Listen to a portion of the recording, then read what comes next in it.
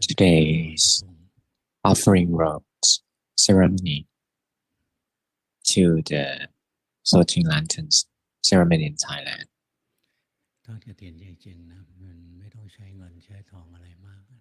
To offer the monk robe doesn't require a lot of money, but just only one robe, that's it.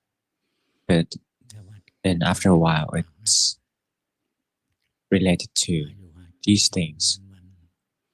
Like the abbot of the monastery asked very in destitute, needy for things. But in this monastery, we don't really have like giving out envelopes for the money for the donation. Because when I was a lay person, I'm very bored of people giving me envelope to put the money in for donation. Some people used to ask me to do the white envelope for the donation, but actually I never allowed, because to offer the robe, its ceremony is just only related to the robe itself. Actually, when the monks preserve their monastic disciplines well, then they can live well. Like in this temple, there is a church, and it took almost 10 years to complete.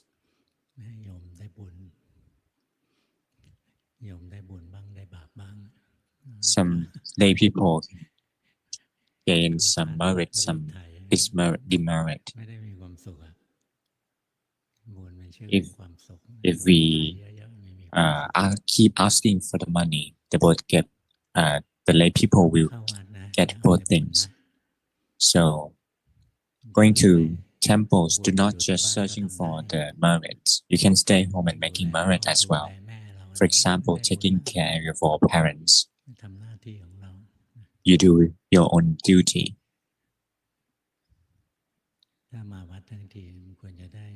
Coming here to the temple, you should gain the wholesomeness, like mindfulness, samadhi, and wisdom. Only getting the merit is not enough.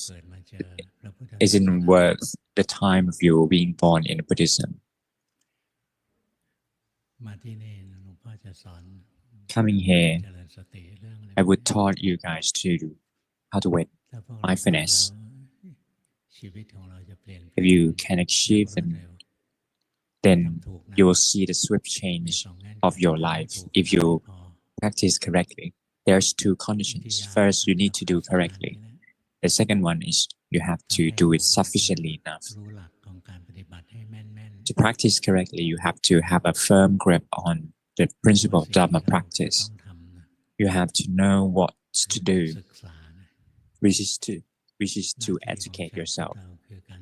This is our duty of Buddhists, to educate yourself, which is called three principles of the education, which is morality, samadhi, and wisdom. The first one is morality. It's about controlling your body and speech.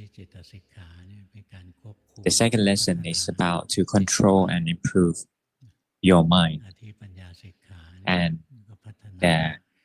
for the wisdom lesson, we have to improve our understanding and comprehension and give rise to the right view.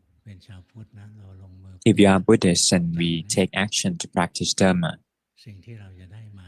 things that we gain is the right view. Things that we can get rid of is the wrong view. There's nothing else. Therefore, if we have the right view, then we can get rid of the suffering all at once. The reasons that we keep being on suffering is because we have the wrong view. We don't really have the understanding correctly. What is it? It's actually the Four Noble Truths. It seems to be easy Four Noble Truths. But when I was lay person, and when I was a child, there was a morality subjects in the school, and they taught us about the Four Noble Truths for the children to understand. They said that suffering is actually rising in decay and being painful. These are part of suffering. It's not wrong. And the cause of suffering, which is the craving, and the cessation of the suffering is very bizarre. They said that the cessation of suffering is death. This is misconception. This is misleading. Actually, there are 5 types of cessation of suffering.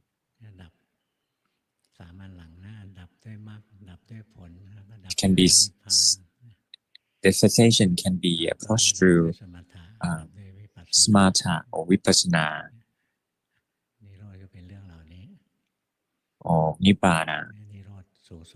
So the ultimate cessation of suffering is actually nibbana, when we can get rid of all the suffering. And for the Noble Eightfold Path, I've been memorized since I was young. If you can memorize all of these, then you can pass the exam. But once you're growing up, when I grew up, I get to understand, I get to learn more about the Dhamma. There's the 8 factors which happens all at once. These 8 factors complete. Once I read this one, I thought to myself, how could one possibly achieve it?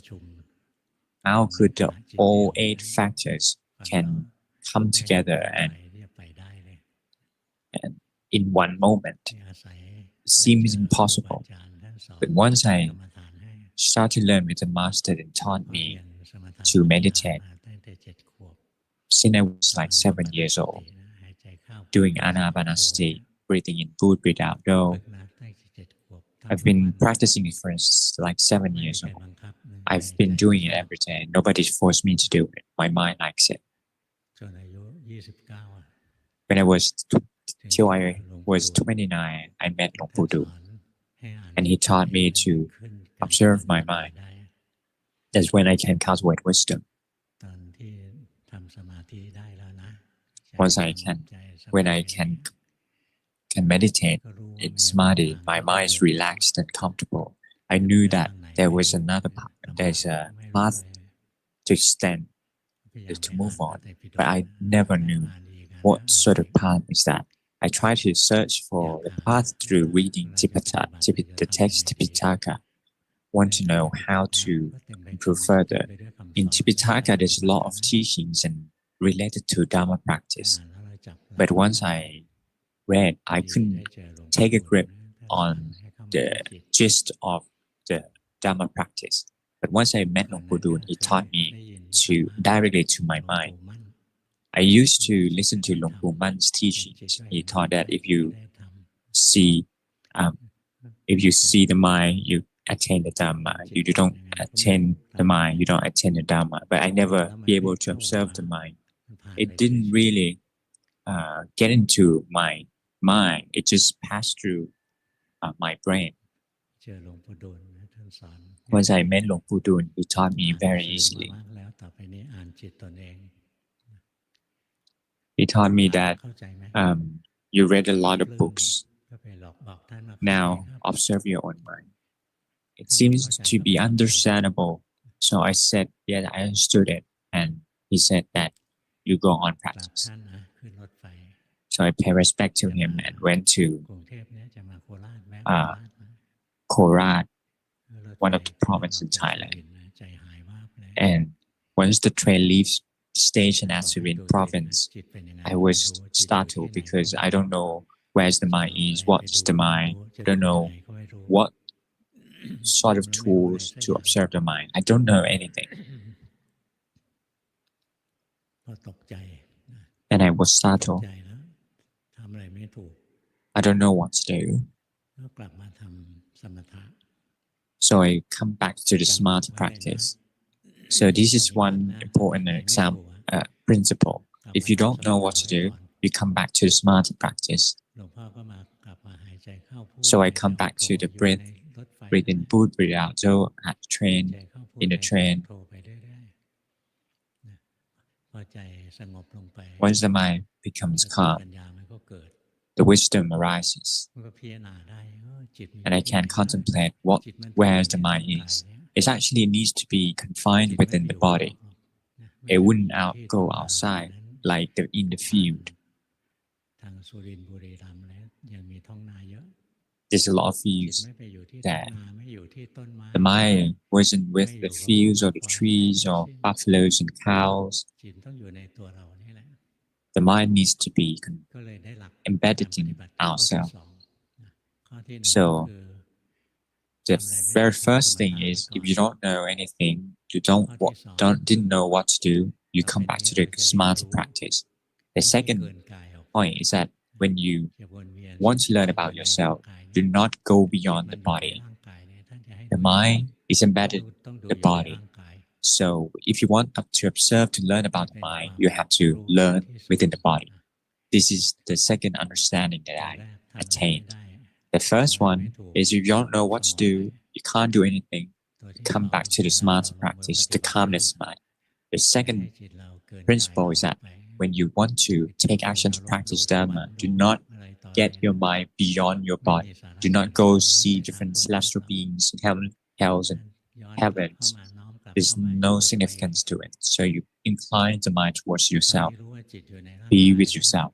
You know that the mind is within the body, but I don't know where exactly the mind is in the body. So there's more questions to it. I don't know exactly where the mind is in the body. So I try to investigate through the hairs. I do a lot of meditation, so I come to observe a stray of hair, but a strand of hairs, but the head is gone. So I investigate further from top down and bottom up. The mind is within the body, but it isn't located anywhere in the body. So I thought to myself whether it might possible that the mind is within the suffering and happiness, or the beginning I tried to search within the body, but the mind is nowhere to be found within the body. So the second one, I try to investigate whether the mind is in the feelings, happiness and happiness. So I try to make the mind to gain happiness. Once the mindfulness recognized the happiness gone, I couldn't find the mind itself. Or if the mind is within the suffering, I couldn't know how to produce suffering. So I tried to observe the body instead. Keep on observing the body without moving at all. So I keep sitting for a long period of time, and then it becomes painful. So I observe the pain, and I could see that the pain falls away. I couldn't find the mind. So the mind isn't within the feelings as well. So whether the mind, so I thought to myself, if the mind is with the thoughts, I'm not really competent at observing the five arhats back then. So I try to keep on observing where the mind is in these five arhats. So I try to keep on think of the mantra, like the chanting that I like, Buddha, Susato, Karuna, Mahanavo in Pali. The Lord Buddha, who is the most purified, have the grandiose compassion towards being. And I could see the thoughts, the rising of thoughts from the middle of my chest like a snake slithering. It's resurfacing from the emptiness in the middle of my chest. And then it dissipates and falls away and becomes empty again. As soon as you can see the rising of thoughts, it's not just wordings, it's actually the streams of thoughts that are rising in the middle of my chest. It falls away. And at that moment, the mind become awakened as soon as you see. This is when Master taught us to meditate on objects. When the mind drifts off from the object of meditation, and also that moment when I found it for myself, that happens to me. At the moment I intentionally think, I didn't let the mind think relentlessly. I could see the rising of thoughts, the stream of thoughts. When the stream of thoughts falls away, as soon as I recognized it, the arising of the joyful mind happens. And actually, the opposite side of the lost mind, the knower mind, is opposite of the lost mind. The lost mind can be lost through six senses, through the ears, go to taste, go to feel the body, go to think through the mind.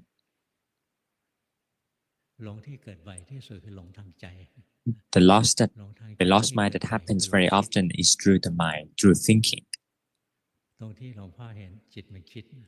At the moment that I thought I could see the mind thinks, then no mind rises. If it's not lost in thoughts, then it becomes no mind. If it's not lost, then it becomes a knower. When it's not the knower, it becomes lost. This is one duality. This is duality. Once you gain the knower minds and become stable and become bright, luminous, I could see this kind of mind since I was young, since I was like 10 years old. I didn't observe the lost mind back then.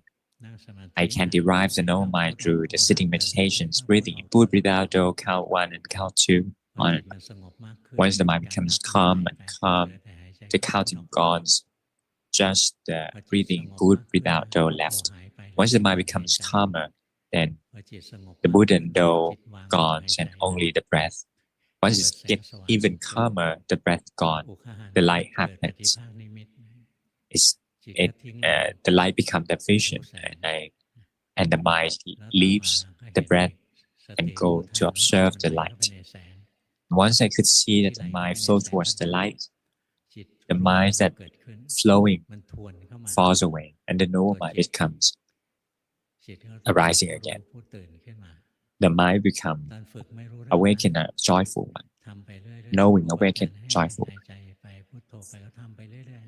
I just comply the teachings of the masters to practicing breathing, breathe out, on and on.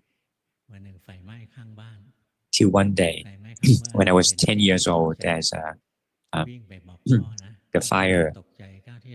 house fires at next to my house, and I become startled once I step, like the third step. My recognize the startleness, and the startleness falls away, and the mind becomes stable. This is actually when it's actually similar to when you see the mind that lost, and so if you can gain this stable mind or knower mind from the meditation, this knower mind will be strong. It can last for days. Through the recognition of the mindfulness from moment to another moment, like the mind lost, no so, lost again, no so again, the mind will be stable for a moment. This kind of samadhi called momentarily samadhi. Khanika in Bali, it's momentary samadhi. It happens from moment to another moment. If your mind lost, no so, lost again, no so again, these momentary samadhi will happen more frequently. And first, take a long period of time for you to recognize the mind that lost. But after practicing it for a period of time, then the drift away mind will falls away, shorter and shorter. Those who cannot practice well, those who never practice, they lost one time a day because they lost from dusk till dawn. But for those who practice well, they lost very often. The mind become the knower and then lost again, knower and lost again. through the six senses. So each day the mind will lost countlessly.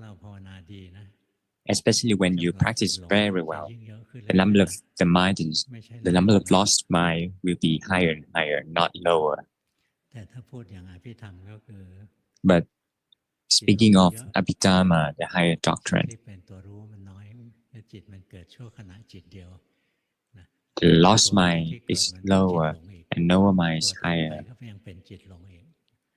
The next mind, if the first mind is the lower mind, if the first mind is the lost mind, then the next mind will be lost again. So you thought that the mind lost for a long period of time, but actually the mind doesn't last long like that. It just happens once and very abruptly.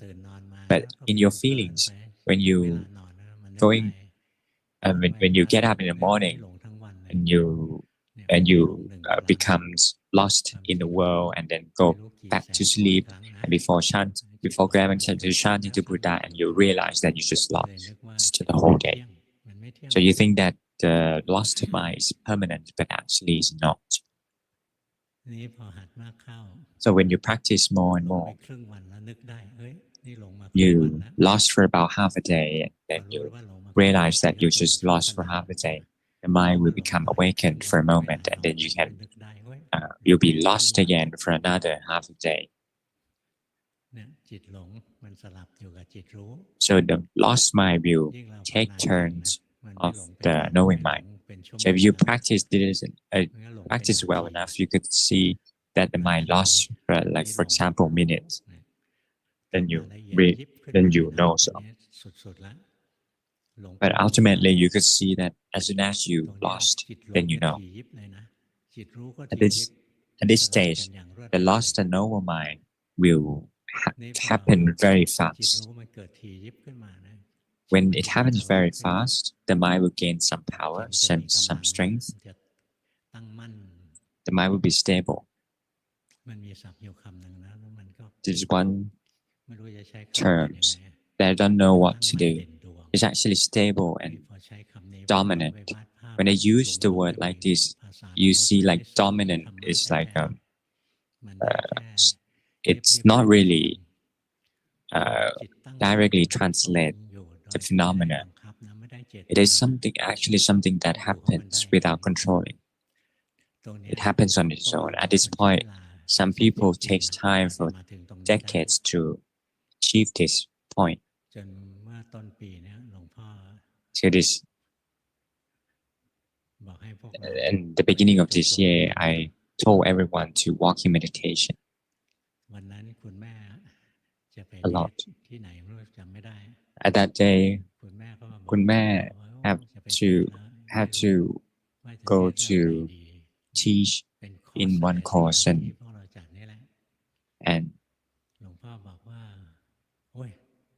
she said that she didn't know what to give talk. And I said that you go there and tell them that you're lazy and walk in meditation for 3 hours, and said that I asked them to. And a lot of people become disheartened, like the trees that got hot water poured on. But some people become heartened and walk in meditation. They fight about, like, for example, 20 minutes. They keep on walking, keep on training themselves. Now, some people can walk for about 6 hours. That's actually the minimum hours of practice for the monks in the forest monasteries. But next year, we can do more than 3 hours. There's an inflation. So we still have some time left. You can walk for about 3 hours. If you cannot walk 3 hours straight, you can take some break. But while taking a break, you shouldn't go grab a mobile phone and play with it. It's just all gone if you do that. The mobile phone is the first number one enemy of this era.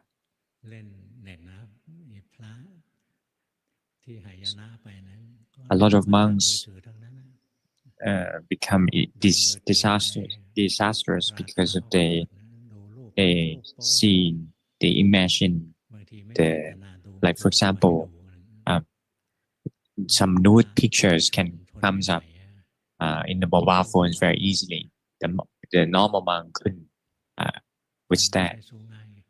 It's not easy to withstand. If you looking at the mobile phones, it's all gone, or the smile is gone.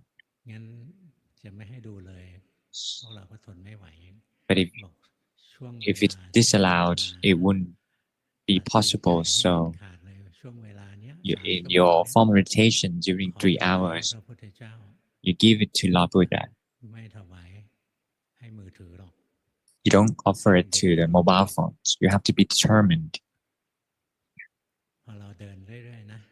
When you keep on walking meditation, not just walking on and on. I already taught you to practice according to the principle by meditating on an object once the mind drift away and also. Our meditation object is walking meditation.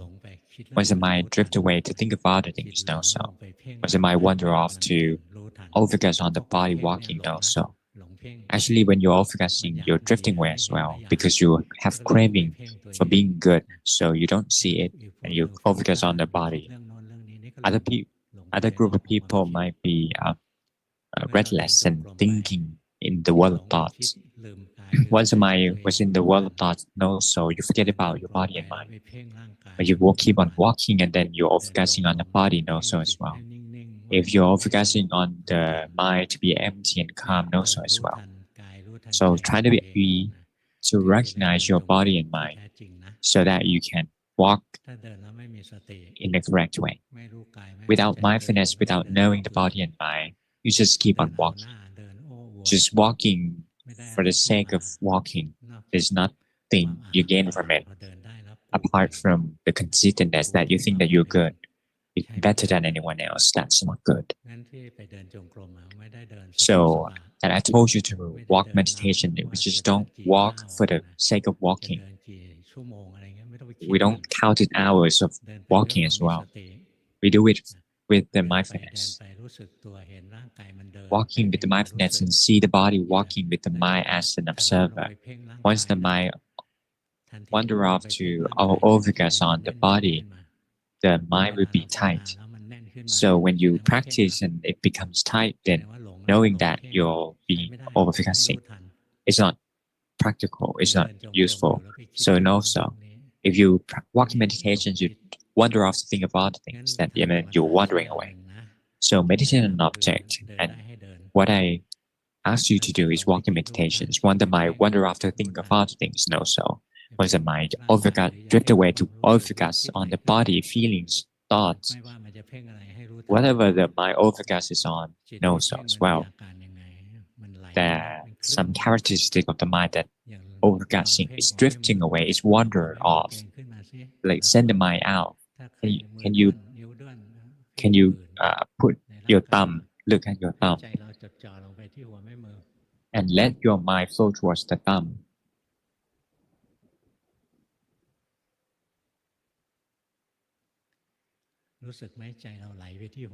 Will you feel that the mind is flow towards the thumb? You can practice like this, train yourself like this.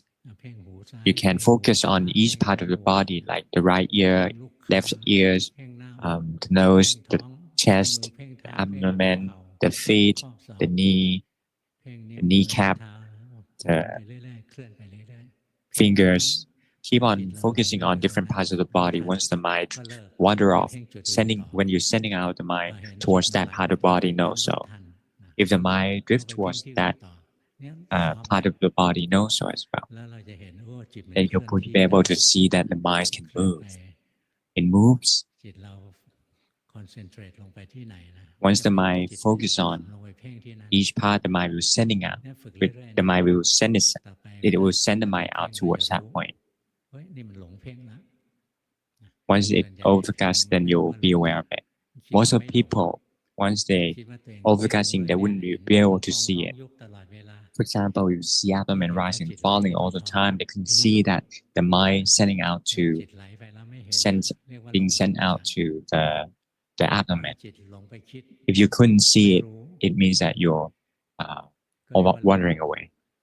If you wander off to think, then you didn't know, it means that you're wandering away. But now we try to see the mind overcasting on each part of the body. Once the mind overcasts on its own, we will be able to recognize it. And how could we practice ourselves to be aware of the mind that lost? We can chanting Buddha, Buddha, or breathing, or walking meditation. If the mind forget about the meditation objects and wander off to think of other things, keep on knowing, once the mind drift away towards the world of thoughts, it will happen automatically. We practice more and more to see. We see the phenomena. The phenomena that we serve is not unwholesomeness. A lot of unwholesomeness is within our heart. So we learn from what really happened. We lost from the day we born till we die.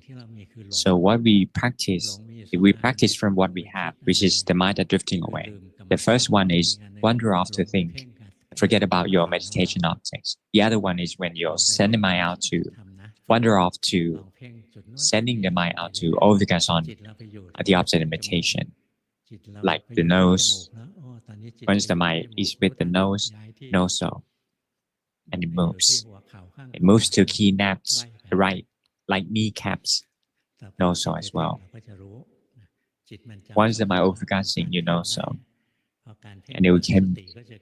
and you can memorize the phenomena of overcasting. The mindfulness will rise in these cases because it can recognize the phenomena. The mindfulness arises from the firmly recognize the phenomena. We can firmly recognize the phenomena once we see it more often. Like the mind still attached to part to one point. If you can recognize the mind that sink into or attached to the object, then you could see the mindfulness will arise on its own, and the wandering away mind will fall away, and the still mind will rise. When you wander off to think, knows very often. When the mind wander off to think, knows so. Wander off again, knows so again. Then the mind recognizes the phenomena of the mind that wandering off to think. Forget about yourself and wander off to think. The mindfulness will arise. If you can recognize it, it happens from the minds that can firmly recognize the phenomena. It's not happening because we can command it to happen. Some people think that every step we have to be mindful, like brushing teeth, we want to be mindful as well. Actually, that's not the case. The mindfulness is not arising from controlling your body to be acting in a slower manner. Like you want to move head to the right, like this. No, that was crazy. It wouldn't give rise to mindfulness. The craving for controlling your mind is when you lack of mindfulness at the beginning, because the mindfulness arises from the mind that firmly recognize the phenomena by seeing more often of the phenomena. Once they drift away to think, the mindfulness will rise on its own to firmly recognize the phenomena of overcasting on an object, like the mind still attached to a single point. Once the mind overcasting, then the mindfulness will arise on its own. Once the mindfulness arises, then the right samadhi will rise altogether. So we don't fabricate the right samadhi. The right samadhi arises from the mindfulness. Once we train the mindfulness well, then right samadhi will rise. But the right samadhi can be categorized into different categories. The first one is momentary samadhi. You don't have to train anything, just train the mindfulness. From the momentary samadhi, it can give rise to right samadhi as well, one type of them. But if you want to practice more subtly, then you're going to access level of samadhi, like breathe in, breathe out until the breath's gone, and go to see the light. And once the mind shows what the light knows, so and the mind will leave the light and come back to the mind itself. The mind becomes stable. That's the second way of achieving it. This is when we go walk the path of the access level of samadhi, or the cessation, the absorption level of samadhi. To cultivate wisdom, we can use these three types of samadhi to cultivate wisdom. A lot of people, when cultivate wisdom, they use the momentary samadhi. You do not look down on the momentary samadhi. Once it arises, the aggregates will be separated. If you have enough samadhi, you can see the aggregate separates on your own. As soon as you have the mindfulness, recognize the phenomena within the body, it will happen on its own. Some people heard of the aggregate separated and try to out of body, have the out of body experience and try to observe the body from the top. That's not the case. Do not get out of your body like that. If the aggregates are separated, the mind is with yourself, but the mindfulness and wisdom is see the aggregates separated. It happens, it arises from the right samadhi, which is also originated from the right mindfulness. If you walk this path, you won't falter. But if you walk the path of the absorption level of samadhi, then you have to be with the master if you make mistakes, so that you can correct it quickly. For example, you're sitting and you see different things like ghosts and past lives, and you see lottery. This is when you'll wander from the path. It's not the path towards the liberation. So in momentary samadhi, keep on cultivating wisdom like this very easily. You see that the aggregates are separated and there's no self in them. During the absorption level of samadhi, you can cultivate the wisdom in the samadhi by you have to be competent at observing the mind and also meditation. When you're competent at doing samadhi, you have to be competent at four things. The first one is to enter the samadhi. You can enter the samadhi whenever you please.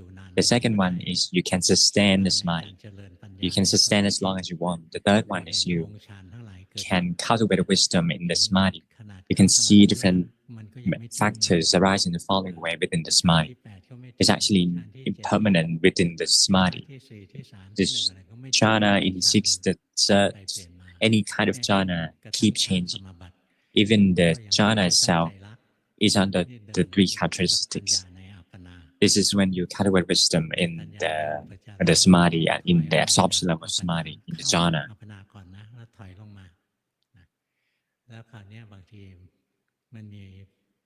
Sometimes when you want to cultivate in the access level of samadhi, there's different visions and noises and smells, and you can see that, for example, smell the foul things within your body.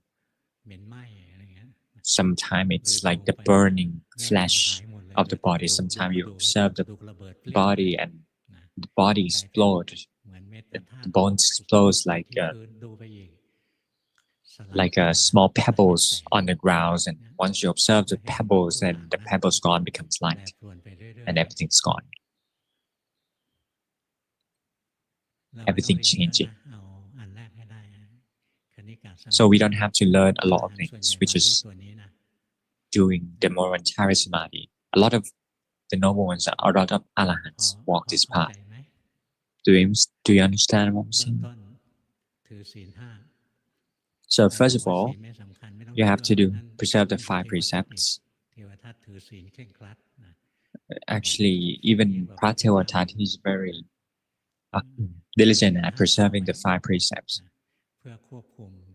in order to control the body and the speech.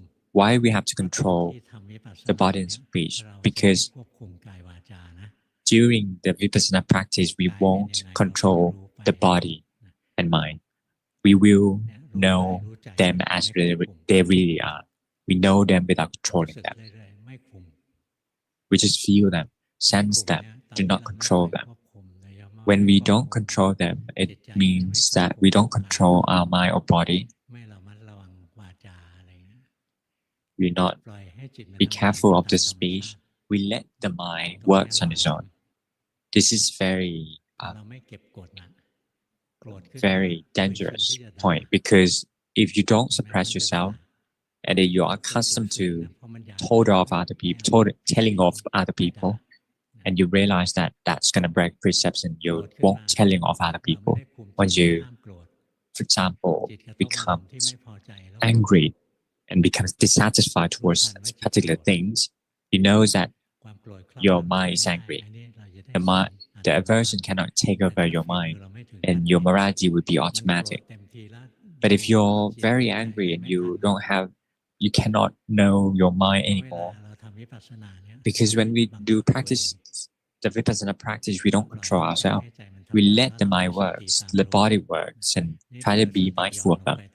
Once the mindfulness just become weakened and you didn't know that you are angry right now, you want to kill them, you want to attack them, be mindful of that. Then you won't kill them.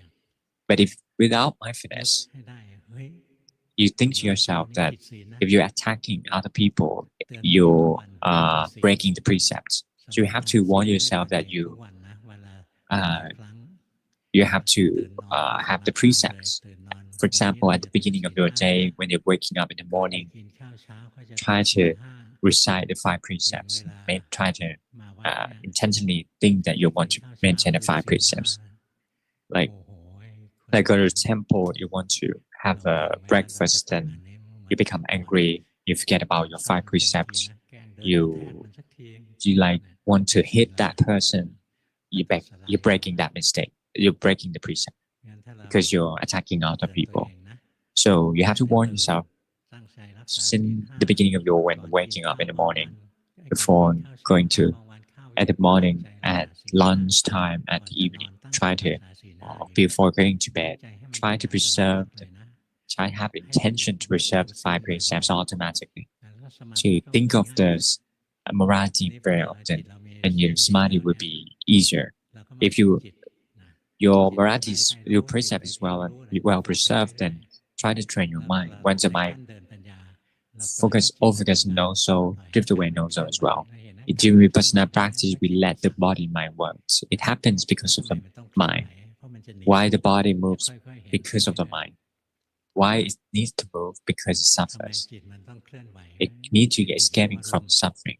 Why the mind moves? Because the mind wanting to get the emotions and objects, want to get away from the displeasing objects and want to searching for the pleasing objects. Once the craving takes over the mind, if the mind craving, the mind suffers. If the mind is not craving, it is not suffer. But at the beginning, you can see this. But once you practice more subtly, you see that when you practice for a period at the beginning, you can see that whenever the mind is craving, then the mind suffers. Without craving, the mind won't suffer. But at the end of your practice, you can see that whether the mind is craving or not, whether it's attached to anything or not, the mind itself is suffering. You will see at this point, so that it can let go of the mind. This is the end point. I just tell you in advance. Like Master Luangpu told me things in advance. He told me because he's very old and he's afraid of nobody told me. Whatever I learn from the Master, I tell everyone. And you can do whether it's real, whether it's true or not. You practice every day. In formal meditations, walking meditation for 3 hours if you can. But if it's too painful, you don't being keep on walking. You if the next day you won't be able to walk, today you might do like 20 minutes and next day 30 minutes. You set your objective. And when we're walking, we just not walk for the sake of walking. Once the mind drift away, no soul, focusing no soul again. And if you have the mind become stable and strengthened, then you cultivate wisdom, seeing the body is not you, us, the mind is not us. You keep on repeating this, and the wisdom will be more matured, and you could see that the body is actually the suffering. And at the end of the practice, you see that even the mind is under the suffering as well. This is when you can know the suffering. If you know the suffering, as soon as you see the mind without the craving, that's the mind that touched the Nibbana. Nibbana happens because when you could see the suffering with crystal clarity. This is cause and effect of teaching of Lord Buddha. As soon as you let go of the cravings, then you can enter the cessation of the craving. That's the noble path moment. So when you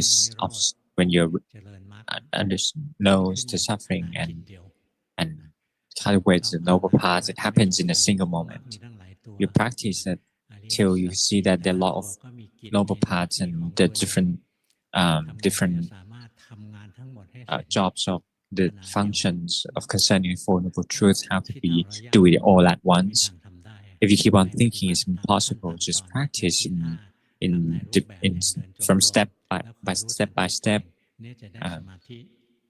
like knowing your mind till you gain samadhi, after morality samadhi, and once the wisdom, you can cultivate them by having the mindfulness recognizing the three characteristics of the body and mind. At the end, even the mind itself, apart from under the suffering, apart from under three characteristics, is actually the suffering itself. And that moment, the mind will let go of the whole world. If the mind can let go of the mind, it can let go of the whole world, all the aggregates as well. That's the end of the suffering. So that should be enough for today. Go on, practice. Next 20 years, if you understand what I'm saying, you're good. Even 20 years after this, keep on practicing. But if you keep on over-focusing, even 100 years or 100 lifetime, you just here. So just take some break. I keep on talking till I forgot to drink some water. Or water's just gone cold.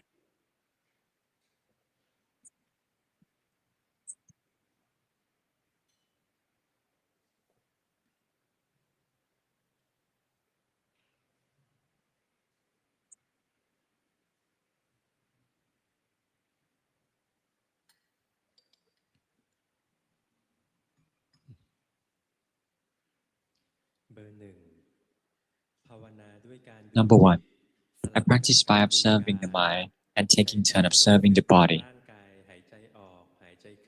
I try to see the body breathing in, breathe out.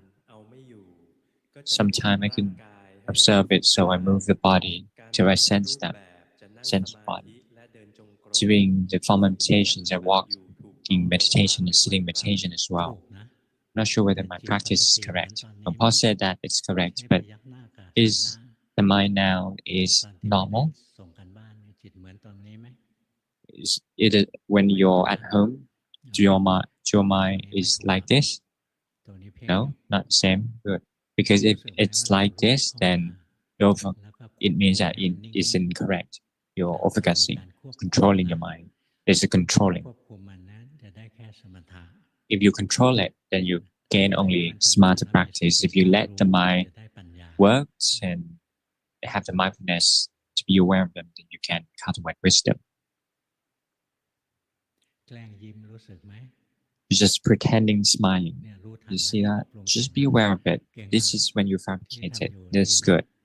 What you practice is good. Keep on practicing, but try to be aware of the fabrication. It's very subtle.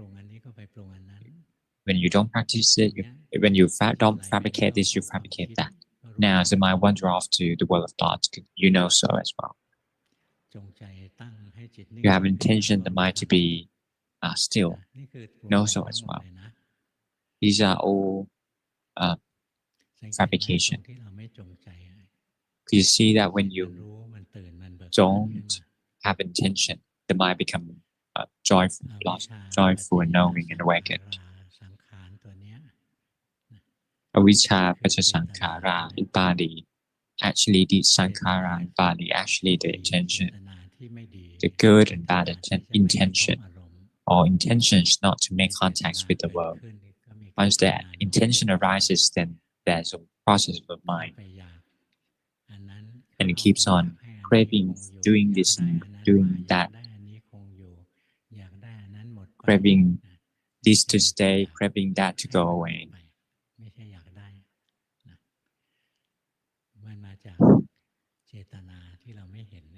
It's actually coming from the intention that you didn't see. You see that when you want to sit in meditation, to have intention as well. When you want to talk to me, there's intention as well. This is when you try to faking it, like faking smiling like this. Now you'll like control your mind to be still like this. If you know so, that's good. Keep on practicing and like do like, and if you stuck like that, you'll never be able to move on.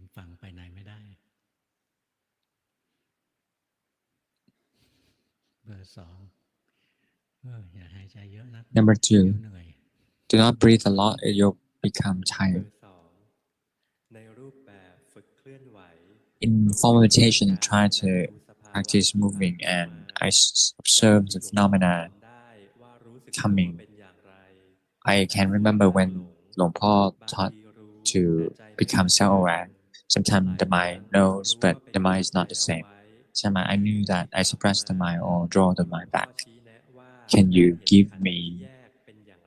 kindly recommend, suggest me?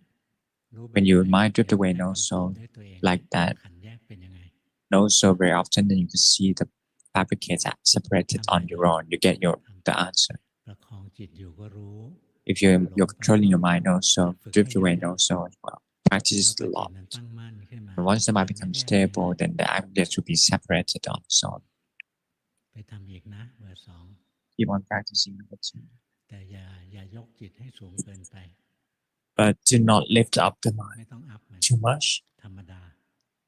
Be normal. Do you see that like this? Do not do like that. Otherwise, your neck will be elongated than others. Come back here like this. Do not just in the middle of the air. Number 3.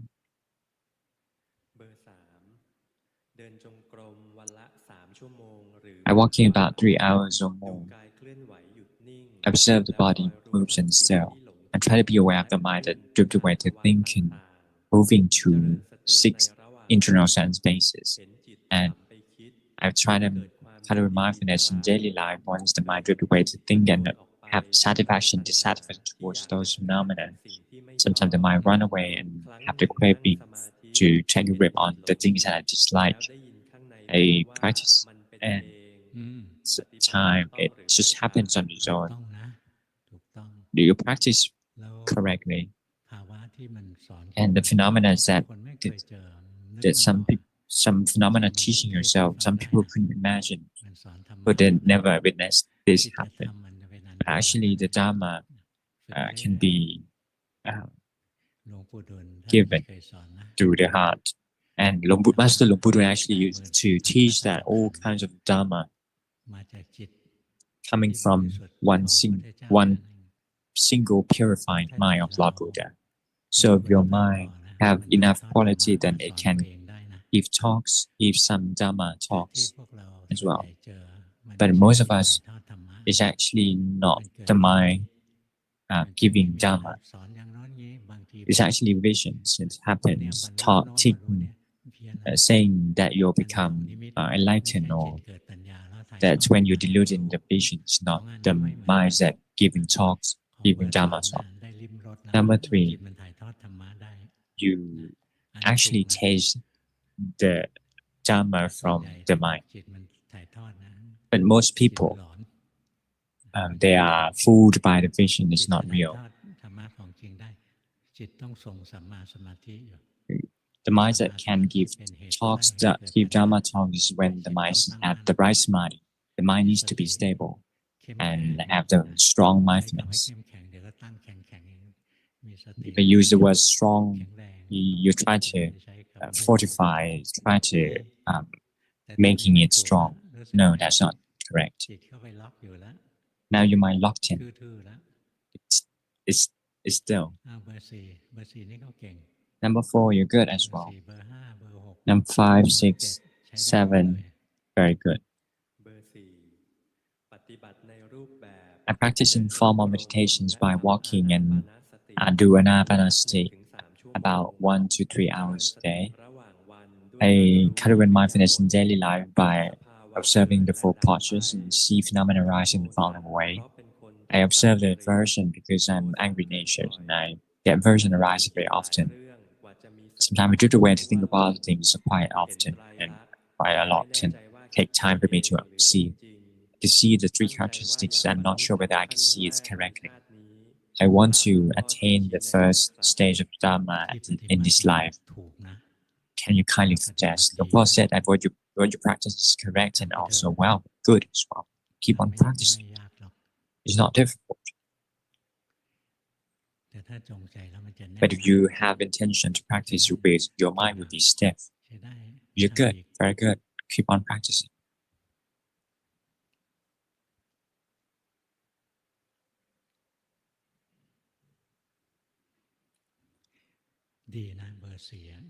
Number 4 is good.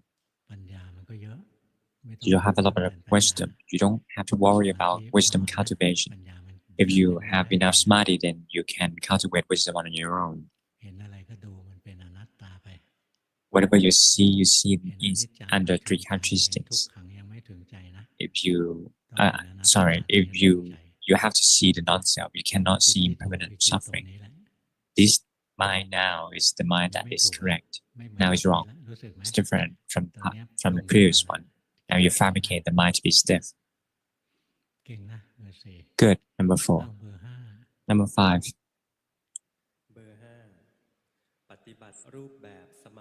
Practice form meditation consistently every day about 3 hours, and I change my meditation options from sitting to walking meditation.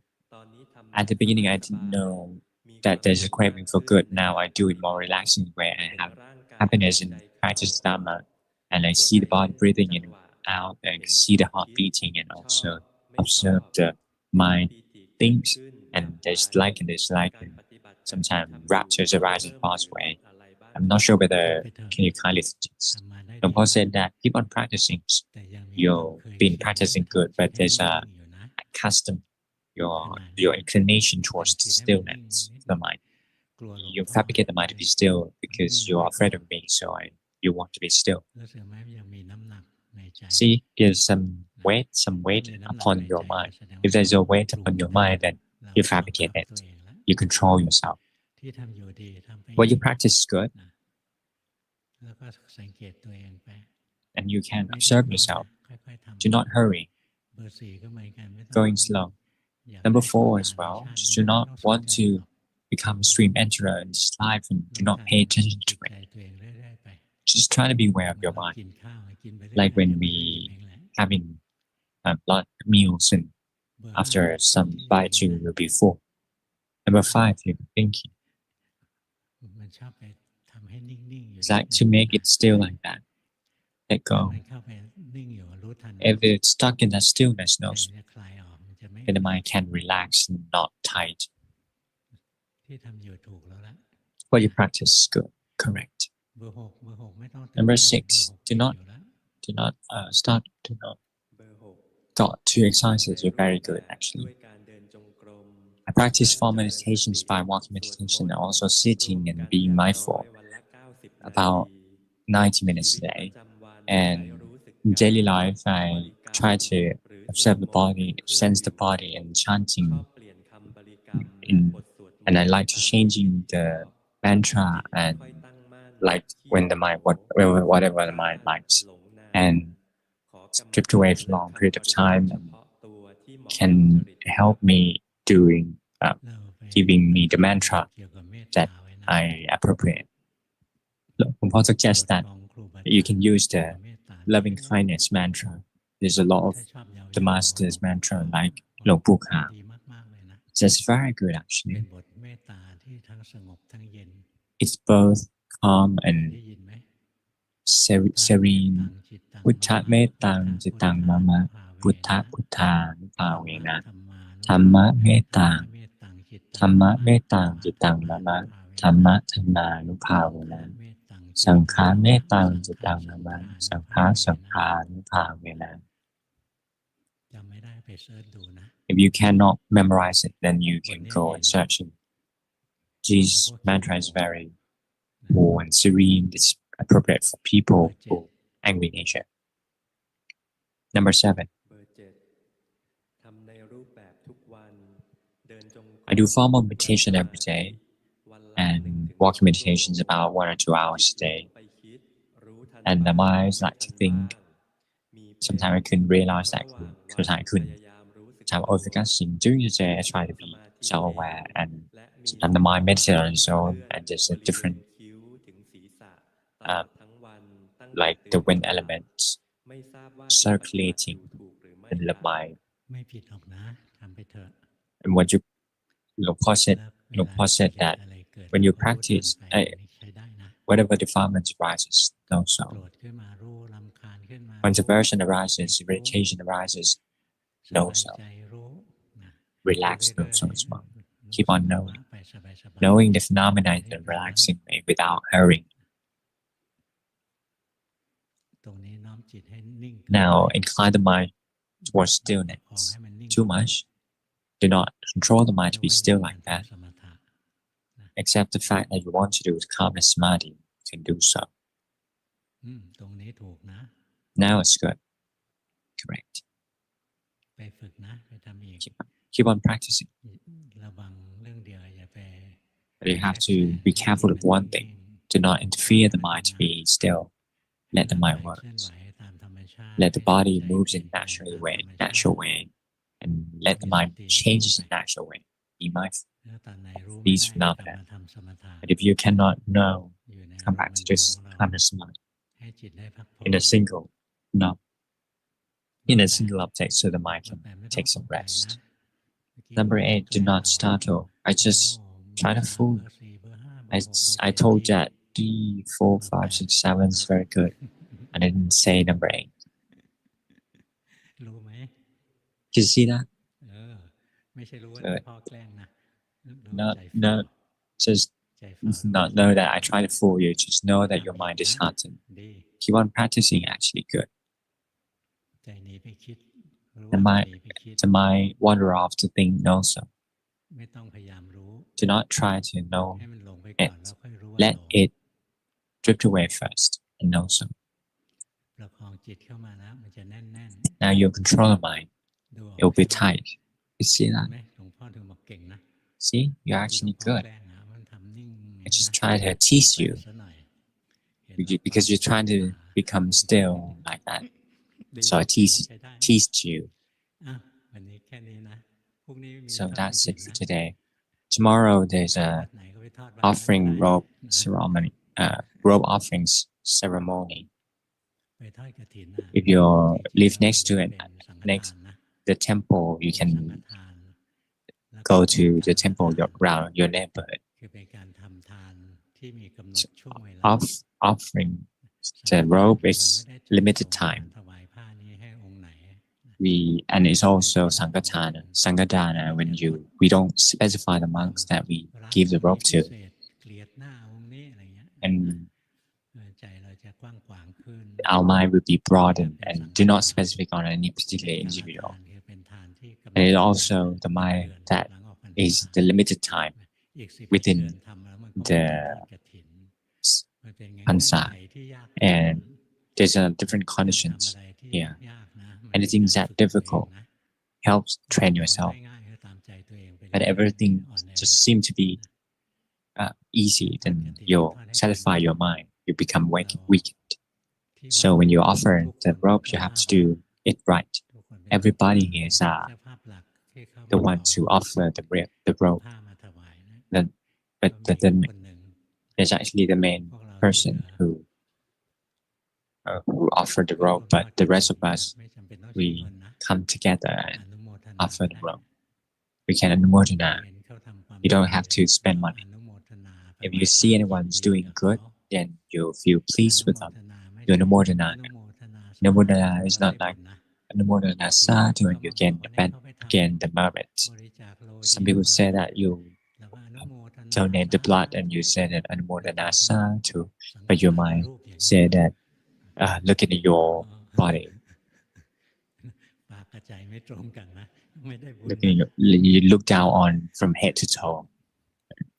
Your mind and your mouth are not in the same align. So that's